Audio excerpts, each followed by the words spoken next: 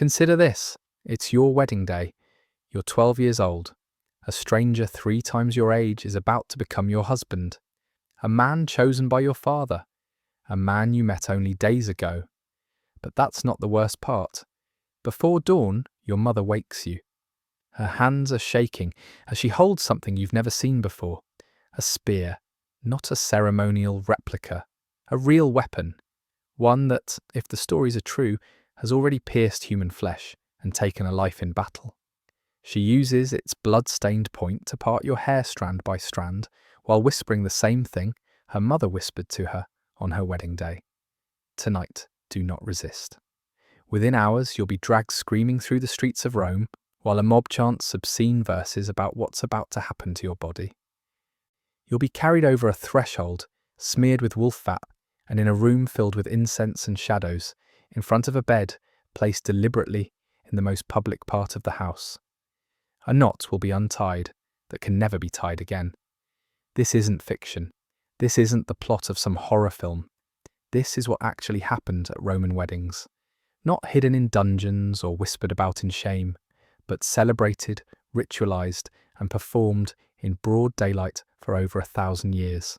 Stay with me for the next few minutes, because when this ritual ends, you'll understand why Rome never needed to hide it. Let's address the elephant in the room first, aios prima noctis, the rite of the first night. You've heard this story before. Evil feudal lords, tyrannical kings, the supposed right to bed a vassal's new bride before her own husband could touch her. It's appeared in everything from Braveheart to medieval horror stories, painting a picture of ultimate sexual exploitation hidden behind walls of power. Here's the truth. When it comes to ancient Rome, that specific practice is almost certainly a myth. Modern historians have searched exhaustively for evidence of ius prima noctis in the Roman world, and what they've found is nothing. No laws, no credible contemporary accounts, no archaeological evidence. It appears to be a fabrication, likely born from later medieval propaganda and humanity's endless fascination with painting the past as barbaric. So we can breathe a sigh of relief, right? The horror story was just that, a story wrong. Because while that particular nightmare may be fiction, what actually happened to Roman brides was arguably worse. Not worse because it was more violent, though it often was, but worse because it wasn't hidden. It wasn't a corruption of the system, it was the system. It wasn't an abuse of power happening in the shadows. It was power itself, displayed proudly for all of Rome to witness and celebrate. The real horror of a Roman wedding night wasn't that the rules were being broken. It was that everyone was following them perfectly. See, when we imagine ancient abuse, we picture it happening in secret, a crime, something shameful that perpetrators hide. But what happens when the abuse isn't hidden at all? What happens when it's written into law, blessed by priests, cheered on by crowds, and considered not just acceptable, but sacred? What happens when the victim is told that her suffering is duty, that her terror is tradition, that her body is not her own and never was? That's what we're really talking about today. Not a myth, but a documented, systematized, religiously sanctioned ritual that treated women not as human beings with autonomy, but as property to be transferred from one owner to another. And it all started with a weapon. Dawn breaks on a young girl's wedding day in Rome, sometime around 100 BC. Let's call her Lucia, though her name doesn't really matter. This story could be about thousands of girls across centuries of Roman history. Lucia is 13 years old. She's been betrothed since she was a child to a man she's met exactly twice. He's 34, a minor government official with political connections to her father. She knows almost nothing about him except that in a few hours he will have complete legal control over her body, her property, and her very existence. But first, the hasta, the celibate spear. Her mother and the household slaves gather around her in the pre-dawn darkness. There's no gentle brushing, no tender moments between mother and daughter. Instead, her mother produces a spear, the hasta, and begins the ritual that will transform her from daughter to wife. The spear is inserted into Lutia's hair, and its sharp point is used to meticulously part it into 6 sections. Each section is then braided with ritualistic precision, mimicking the hairstyle of the Vestal Virgins, Rome's most sacred priestesses. The entire process takes over an hour. One slip of the hand, one flinch from Lucia, and that spear point could slice her scalp open. Why a spear?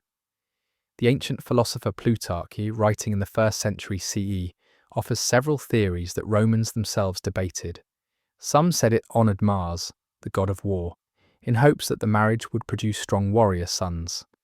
Others claimed it was a gesture toward military victory and the strength of Rome itself.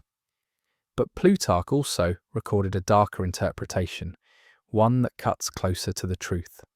The spear was a deliberate callback to Rome's foundational myth, the rape of the Sabine women. Let me tell you that story because it matters. According to Roman legend, in the city's earliest days, Rome had a serious problem. There weren't enough women. The surrounding tribes refused to let their daughters marry Romans.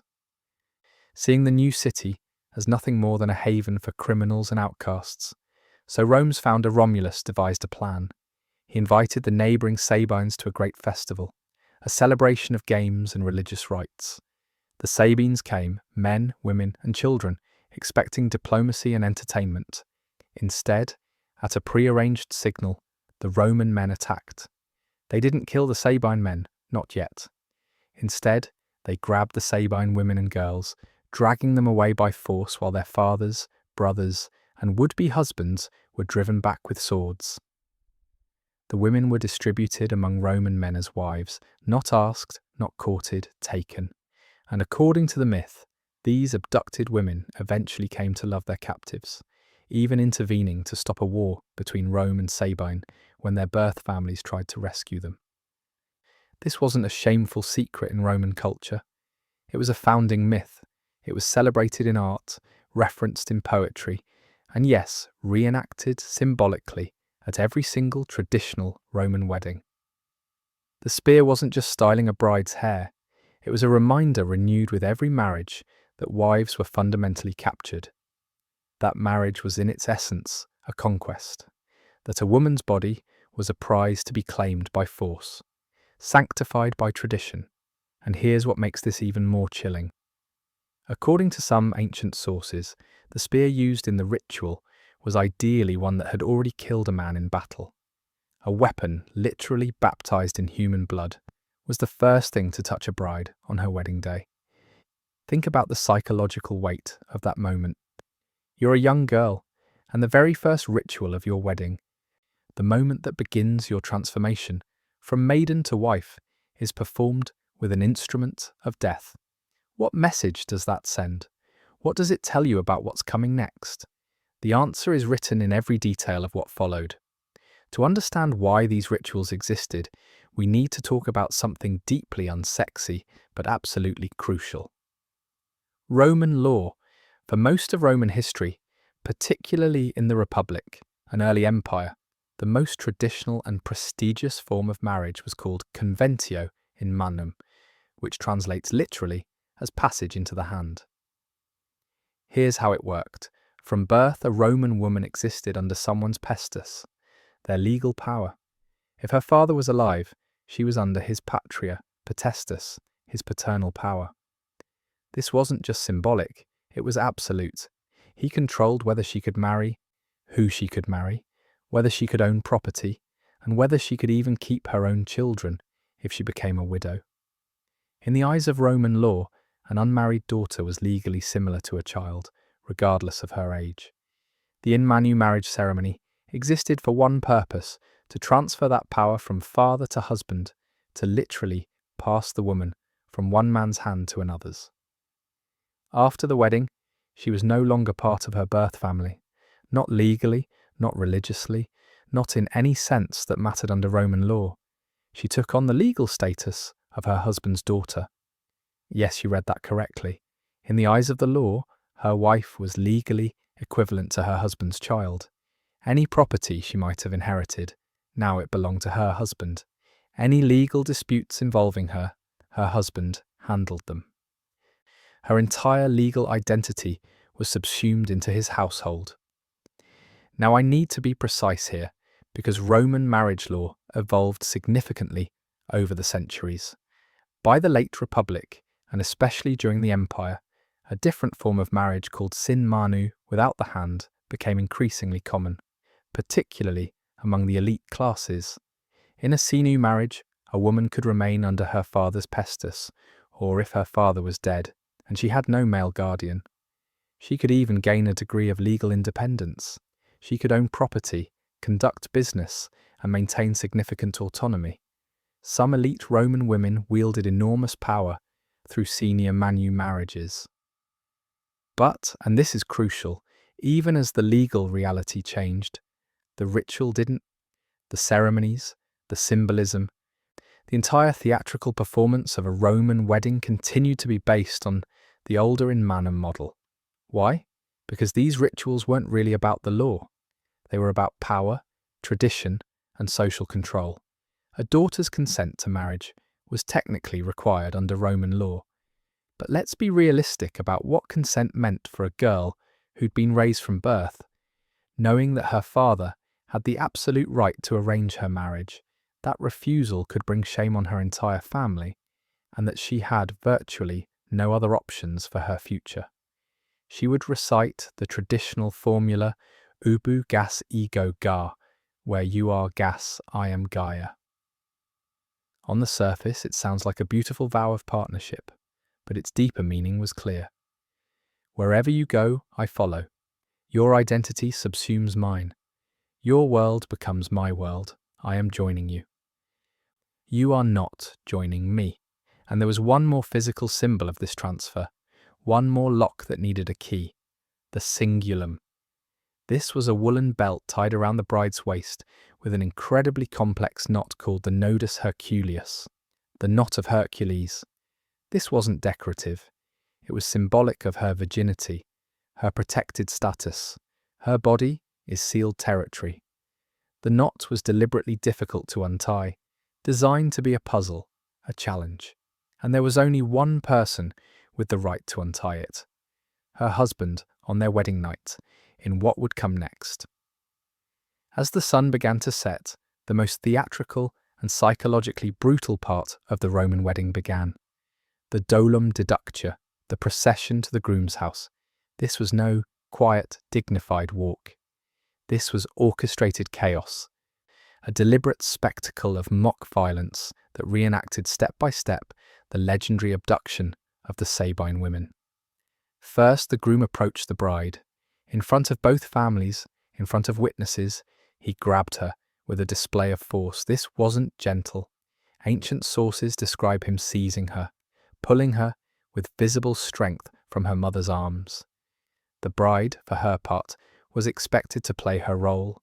She cried out, she struggled, she appeared to resist.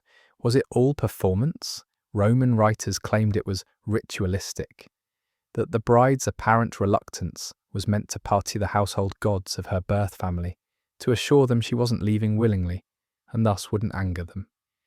But here's the question that should haunt us. When does performance become reality? When does ritual fear turn into actual terror? If you're a 12-year-old girl being grabbed by a man 3 times your age, while your mother screams, at what point does your brain stop distinguishing between theatre and trauma? The procession that followed was a carnival of intimidation. Torchbearers led the way. Not subtle candles, but massive flaming torches that turned the Roman streets into a tunnel of flickering shadows. Flute players walked alongside their music, high-pitched and otherworldly, and surrounding the bride and groom was a crowd, friends, family, hired quebrants, random citizens drawn by the spectacle. They sang. Oh, did they sing? These were called fescine verses, obscene, sexually explicit songs and chants specifically designed to be as lewd and graphic as possible. The official reason to ward off evil spirits with vulgarity. But imagine being that bride being marched through the streets while a mob of people, some strangers, shouts increasingly explicit descriptions of what's about to happen to your body once you reach that house. Ancient sources, particularly the poet Catullus, preserve some of these verses. I can't repeat most of them here, but they left nothing to the imagination. They joked about the wedding night, about deflation, about the bride's pain and the groom's conquest. They laughed about it. This was considered entertainment. The bride was expected to smile through it all, to accept it as part of the celebration. As the procession wound through Rome's streets, other elements were added to the spectacle.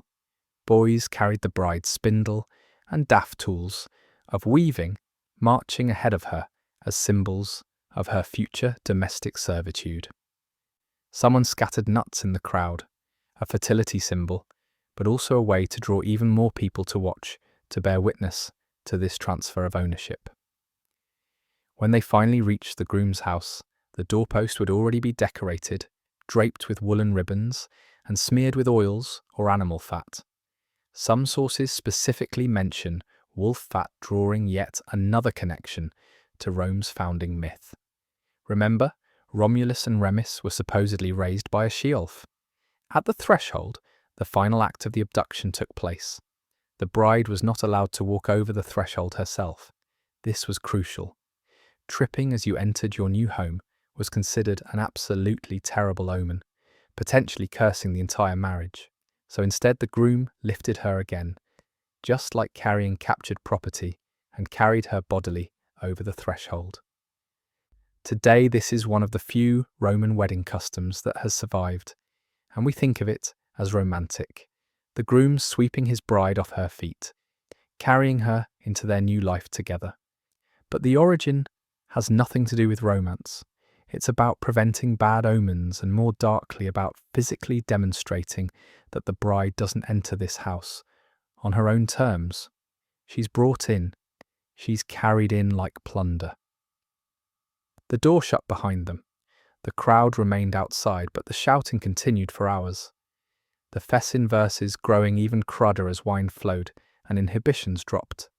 Inside, in the sudden relative quiet of the house, the final rituals were about to begin. The atrium, the central hall of a Roman house, was dimly lit with oil lamps and thick with incense. And there, positioned prominently in the semi-public heart of the home, was the lectus genialis, the marriage bed. Its placement was not accidental. This wasn't tucked away in a private bedroom. This was furniture placed where visitors, clients, and household members would regularly see it. The marriage bed was a statement, a monument to the family's legitimacy and the wife's primary purpose. The bride was led to this bed by the pronuba, a matron of honour who'd been married only once. This was important. She had to be a univira, a woman faithful to a single marriage, representing the ideal the bride was supposed to embody for the rest of her life. At the bed, the husband approached. The room would likely contain a few select witnesses, perhaps close family members, perhaps trusted friends. Though exactly who remained and who left at this point varies in historical accounts. What we know for certain is this: the husband untied the knot of Hercules. This action was loaded with symbolism. The knot represented the bride's virginity, her protected status, her body as sealed territory that was now being opened. Hercules himself was a symbol of masculine strength and, frankly, virility. He was famous in mythology for his sexual conquests, fathering dozens of children. The untying of the knot was not meant to be quick. The complexity of the knot meant the husband had to work at it, had to struggle with it, while the bride stood there waiting. Every second of that struggle was a reminder of what was about to happen, of what she was about to lose. When the knot finally came undone, the bride's tunic loosened. And here we enter the part of the wedding night that history has worked very, very hard to sanitize, to romanticize, to reframe as something other than what it was. Modern historians, particularly Paul Vane, in his groundbreaking work on Roman sexuality, have characterized what happened next with startling directness. Vane describes the expected consummation as taking the form of what he calls a legal rape. Now that's a modern historian's interpretation using modern terminology, not ancient Roman legal language. But Vane chooses that phrase deliberately, and we need to understand why. The concept of ongoing sexual consent within marriage, the idea that a wife has the right to refuse sex with her husband, that her yes must be enthusiastic and freely given each time, that marital rape is a real and prosecutable crime. This concept did not exist in Roman law. It didn't exist in most legal systems until shockingly recently in human history. In Roman marriage, particularly in the traditional in manum model, a wife's body was not legally her own. Her husband had the right, even the duty, to consummate the marriage. Her role was to submit. Her feelings about this submission were legally irrelevant. This wasn't a secret. This wasn't something Romans were ashamed of. It was the point. The wedding night consummation served multiple functions in Roman society. First, it legally confirmed the marriage. An unconsummated marriage could be annulled. The physical act was the final seal on the contract. Second, it established the husband's sexual rights over his wife's body, rights that would continue for the duration of the marriage. Third, and perhaps most importantly to Romans, it opened the possibility of legitimate heirs. The entire point of Roman marriage from a legal and social perspective was to produce children, specifically legitimate male children who could inherit property and carry on the family name. The bride's virginity was crucial because it ensured that any child she bore could be unquestionably attributed to her husband. Her value as a bride was directly tied to her unopened status, her lack of sexual history, her body as unmarked territory. And so on that bed in the atrium, surrounded by incense and shadows, that territory was claimed. Ancient sources are deliberately vague about the specific details of consummation, and modern historians debate exactly how much privacy a couple was afforded. Some sources suggest that witnesses might remain in the room, but behind a curtain. Others suggest the couple was left completely alone. The truth probably varied by time period, social class, and individual family customs. But here's what we do know. Whether or not anyone was physically watching, the act itself was performed with the full knowledge and expectation of everyone in the house and everyone who had attended the wedding. This wasn't a private moment of intimacy between two people who loved each other. This was a legal requirement, a social obligation, a duty being performed to satisfy family expectations and social norms. For the bride, this first sexual experience would have been many things. It might have been painful.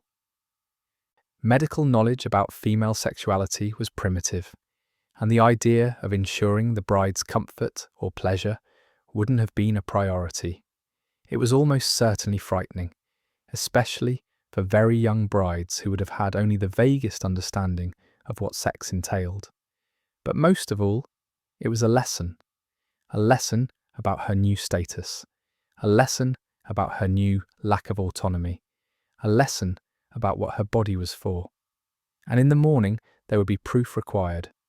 The bloodied sheets from the marriage bed might be displayed, or at least examined, to confirm the bride's virginity. In some periods and some families, this was done publicly.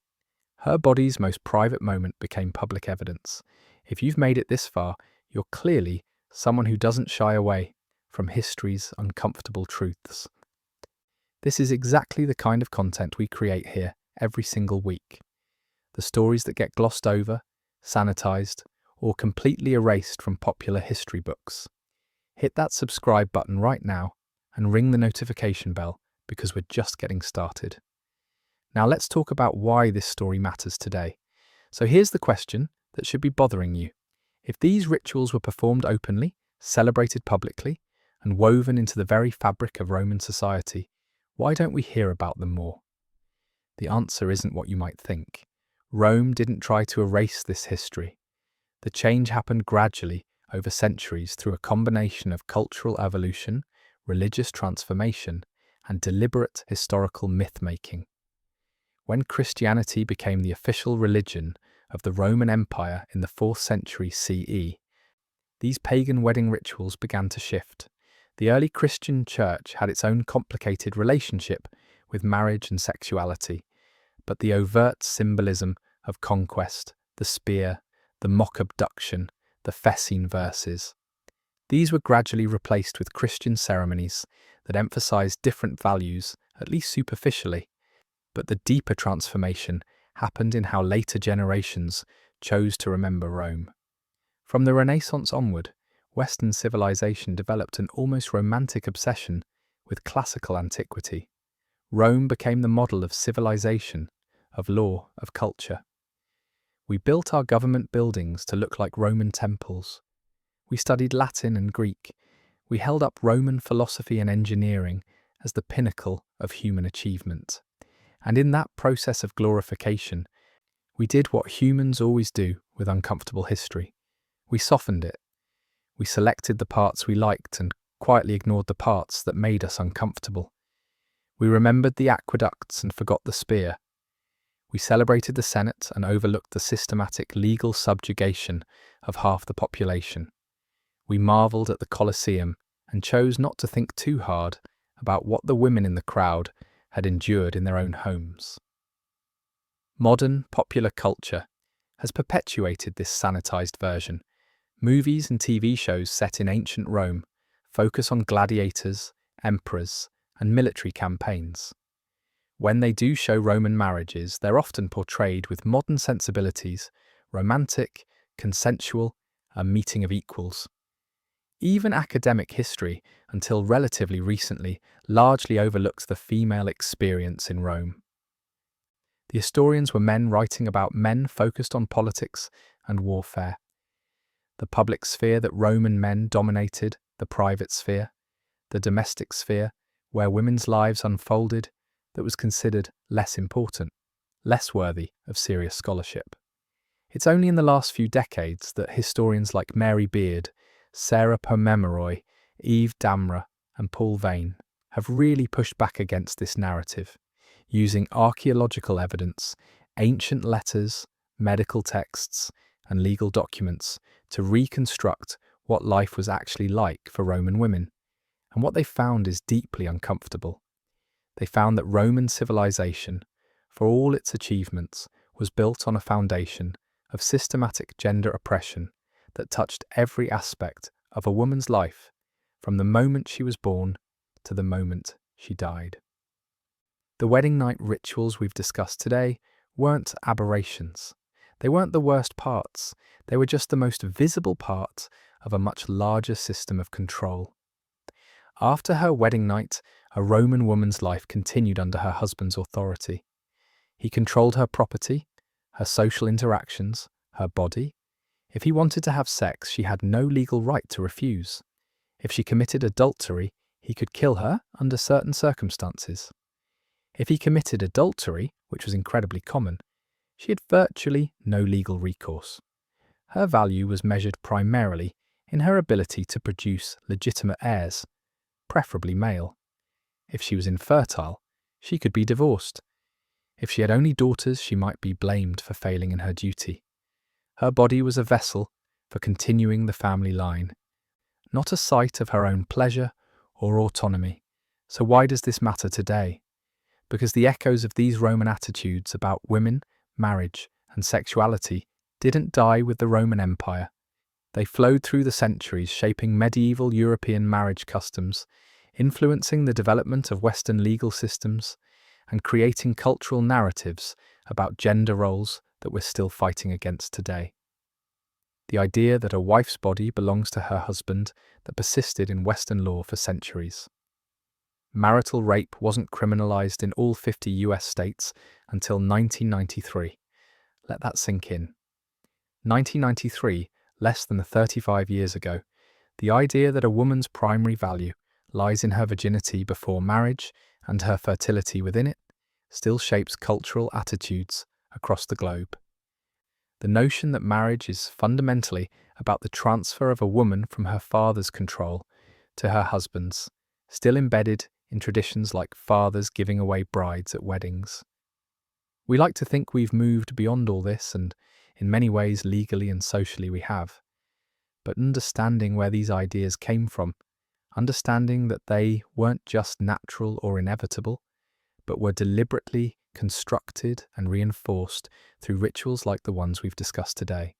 That's crucial for continuing to dismantle them. The Roman wedding night, with its spears and its mock abductions and its legal rapes, is a mirror, and what it reflects back at us is uncomfortable. It shows us a society that openly celebrated systems of control that we now recognize as deeply harmful. It reminds us that tradition is often just another word for the way those in power have always maintained their power. But it also shows us something else, that these systems aren't immutable. They can change. They have changed, and they can continue to change. The girl being parted with a spear, being dragged through the streets, being carried over the threshold into a life she had little choice in. She existed. Thousands of girls like her existed across 1,000 years of Roman history. Their experiences were real, their fear was real, their pain was real, and the fact that history tried to forget them, tried to soften their stories, tried to turn their trauma into romance, that's real too.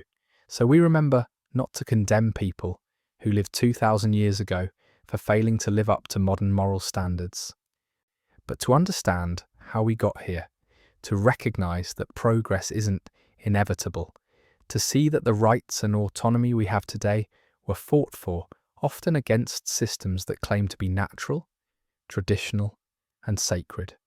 The spear is still there, buried in history, but now at least we can see it for what it always was. Not a hairpin, but a weapon. Not a tradition to celebrate, but a truth to reckon with. And that reckoning starts with simply telling the story that Rome never tried to hide, but that we chose not to see. Thanks for watching. If this made you think differently about Roman history, or about history in general, let me know in the comments. What other romantic historical traditions do you think deserve a closer, more honest look? And seriously, subscribe. We do this every week. And next week's episode on the Vestal Virgins. You're not ready for what we found. See you then.